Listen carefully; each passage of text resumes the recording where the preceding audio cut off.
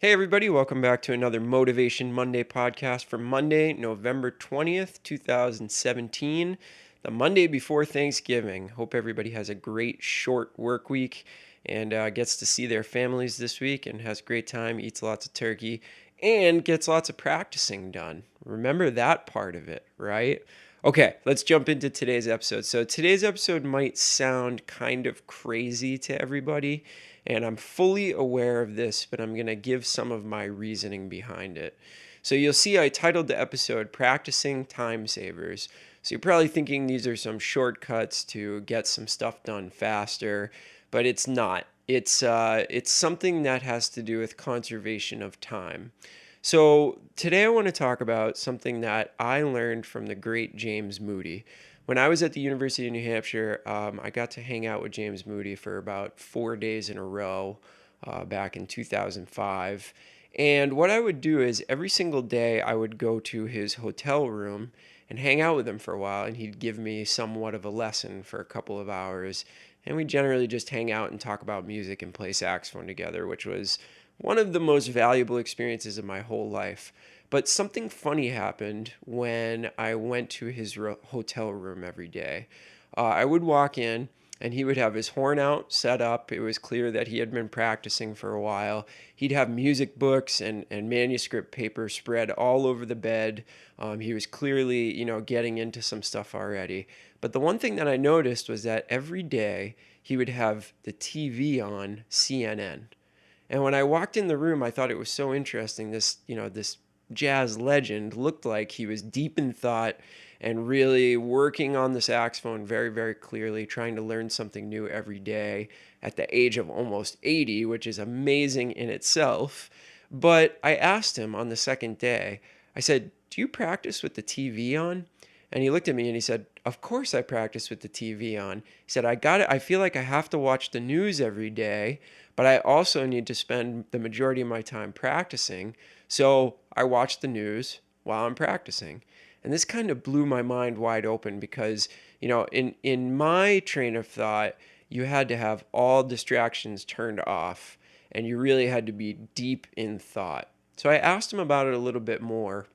And what he kind of taught me was, of course, I don't have the TV on the entire time I'm practicing, but if I'm practicing something like scales or something that I already know that I'm practicing as kind of maintenance, so his technical work, stuff that could be done without, 100% of your brain power dedicated towards it, he's watching the news while he does that.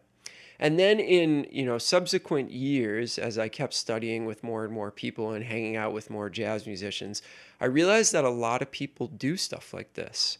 There's one guy that I know who actually reads the newspaper while he practices his scales.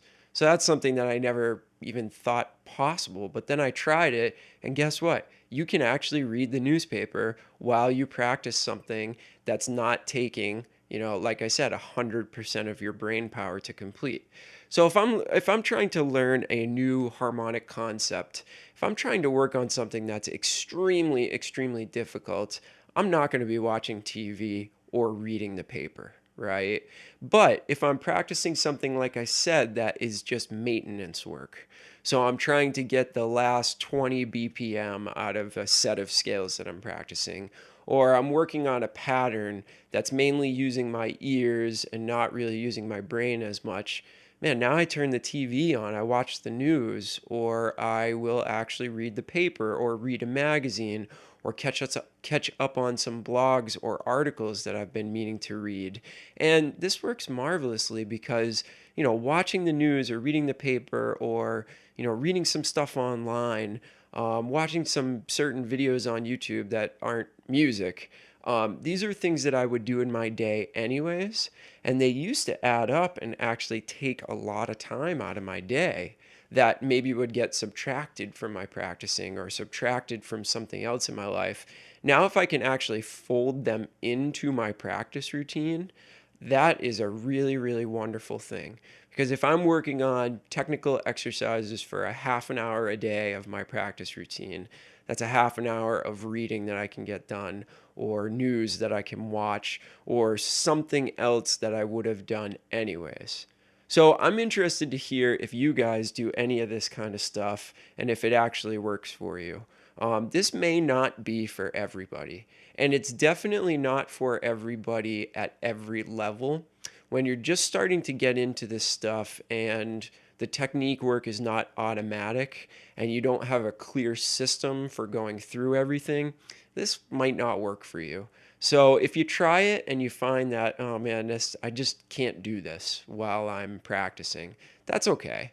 But I think for some of us out there, it can really work wonders because it's something that you can do while doing something else. And I know that multitasking is kind of a myth, right?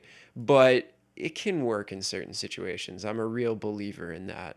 When we don't need our attention 100% focused on what we're doing, then we can kind of split our attention in half a little bit. Again, it doesn't work on the important stuff, right? So if you were sitting down to study for a test, trying to absorb information, and you had the TV on, that would be terrible for you. But if the information is already up there and you're just working on some upkeep of it, some maintenance of it, I do think that this would work for you. So tell me, am I completely crazy? Is this the stupidest idea I've ever had? Or is this something that maybe you do as well that you find beneficial? I think it's the best thing in the world because I can keep up on the news and my articles and all that kind of stuff while I feel like, I'm developing more of that muscle memory and actually getting something done on the instrument. All right. So I hope everybody has a fantastic Thanksgiving. We will see you on Friday with a brand new episode to get you through your Thanksgiving weekend with plenty of material to practice. Have an awesome week, everybody. Stay inspired and happy Thanksgiving. Talk to you soon.